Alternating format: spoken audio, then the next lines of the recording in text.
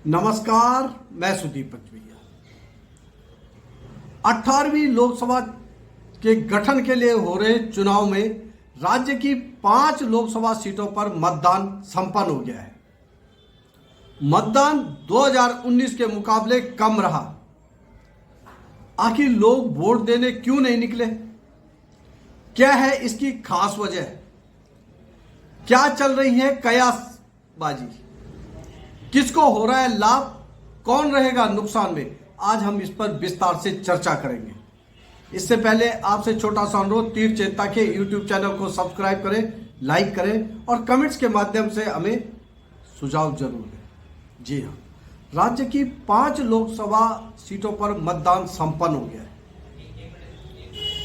निराशाजनक बात यह है कि 2019 में जितना मतदान हुआ था, इस बार का मतदान उसके आसपास भी नहीं रहा, बहुत कम रहा। 5 से 6% मतदान कम हुआ। अभी आंकड़ा और प्यूरिफाइड होगा, उसके बाद असल स्थिति स्पष्ट हो सकेगी। पर लेकिन ये तय है कि 2019 के मुकाबले 2024 में मतदान कम हुआ। राजनीतिक दलों प्रत्याशियों की रुचि इस बात में है कि कम मतदान का किसे लाभ हो रहा है, किसे नुकसान हो रहा है। इस बात के उनके पास पर्याप्त तर्क हैं कि कम मतदान का उन्हें लाभ हुआ और फला को नुकसान हुआ। पर लेकिन कम मतदान इस बात का प्रमाण है कि राजनीति से लोगों का भरोसा उठ रहा है। आम लोगों का राजनीति से अब बहुत ज्यादा सरोकार नहीं रह गया है। बस वो किसी तरह से उन्हें इन्वॉल्व किया जाता है चुनाव के माध्यम से। ये बात इस लोकसभा चुनाव में लगभग स्पष्ट हो चुकी है। ये लोकतंत्र के लिए अच्छी बात नहीं है, शुभ संकेत नहीं है। इसकी जिम्मेदारी आम आदमियों से ज्यादा राजनीतिज्ञों पर है, राजनीतिक दलों पर है। उन्हें मनन करना होगा कि आखिर चुनावों की जो उत्सव धर्मिता थी वो कहां खो रही है, वो क्यों खो रही है, लोगों की रुचि कम क्यों हो रही है। लोग राजनीतिक जागरूकता जो उनकी थी उत्तराखंड में, जो खासकर देखी जाती थी, उसको लेकर वो विमुख क्यों हो रहे हैं, इस पर गौर करना। चुनाव आयोग ने तमाम प्रयास किए, तमाम उपक्रम किए। स्कूल कॉलेजों से लेकर दफ्तरों तक जागरूकता अभियान चलाए गए। शपथ हुई 100% मतदान की, पर लेकिन मतदान 50 के आसपास हो रहे हैं। ये चिंता की बात है। 75% मतदान की आज चुनाव आयोग लगाए हुए था, मगर किसी भी संसदीय क्षेत्र में ऐसा नहीं, किसी भी संसदीय क्षेत्र में 70% मतदान भी नहीं हुआ। यहां तक कि कुछ विधानसभाओं में भी ये आंकड़ा नहीं छू पाया।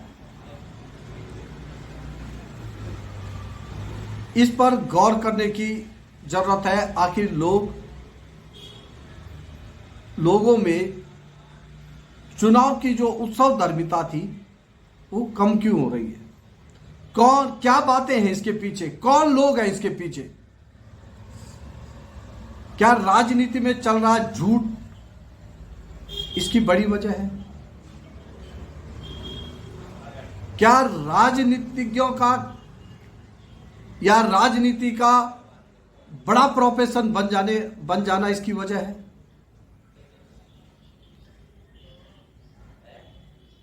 इन सब बातों पर आने वाले दिनों में या आने वाले चुनाव में जरूर चर्चा होगी। अनिवार्य मतदान की ओर के लिए कुछ कानून बनेगा, ये भी हो सकता है। पर लेकिन अब अगले 44 दिन 4 जून तक उत्तराखंड की 5 सीटों पर हार जीत के कयास, समीकरण, तमाम चर्चाएं सुनने और देखने को मिलेगी। कम मतदान को अपने पक्ष में गिनाने के लिए तमाम तर्क दिए जाएंगे और दूसरे के खिलाफ कम मतदान की बात उसके भी तमाम तर्क गिनाए जाएंगे।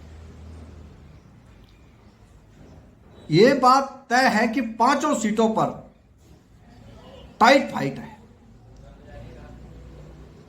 जीते कोई भी, पर लेकिन मतदाता जिन्होंने भी मतदान किया, इस बार ऐसा कुछ नहीं है कि किसी एक को एज मिल जाए या किसी के वोटों में नारों का, भाषणों का असर दिख जाए।